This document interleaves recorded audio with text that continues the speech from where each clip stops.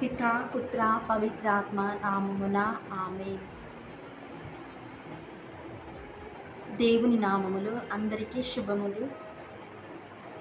మన అందరికీ తెలిసిన విధముగా జూన్ నెల అంతయు యేసునాథుని పరిశుద్ధమైన దివ్య హృదయమునకు అంకితం చేయబడిన మాసము.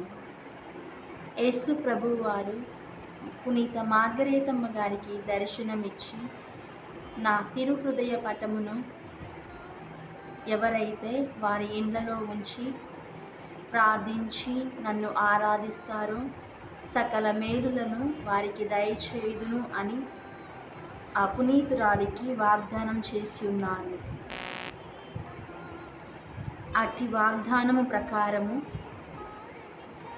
జరిగిన ఒక అద్భుతం గురించి మనమందరము తెలుసుకుందాము.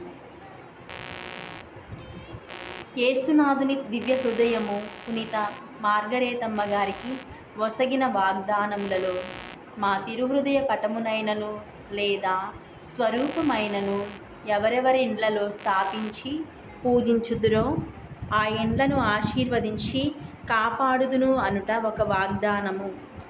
ఈ వాగ్దానము అనుసరించుట వలన మధురై అనే విచారణలో చేరిన అయ్యంపాళయం అను ఊరిలో కొన్ని సంవత్సరముల క్రిందట ఒక అజ్ఞానుడు మనసు తిరిగి తన భార్యాబిడ్డల సమేతమున జ్ఞానస్నానము పొందెను. ఒకరోజు ఆ ఊరి విచారణ స్వాముల వారు ఆ అజ్ఞానుడికి ఒక సుందరమైన యేసు దివ్య హృదయ పటమును ఇచ్చి, నీ ఇంటిలో ఈ పటమును స్థాపించి దాని ఎదుట ప్రతిరోజు కొన్ని జపములు చెప్పుకొనుము. అప్పుడు యేసునాథుని దివ్య హృదయ ఆశీర్వాదము నీ కుటుంబము మీద నిరంతరము నిలిచియుండునని చెప్పెను.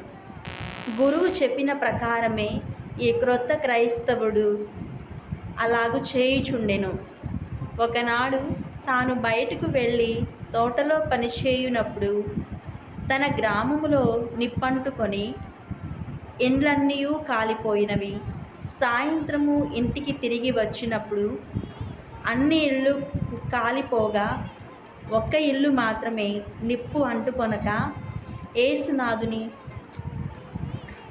దివ్యపటము చెక్కు చెదరక ఉండుటను చూసెను. అది వాని ఇల్లే.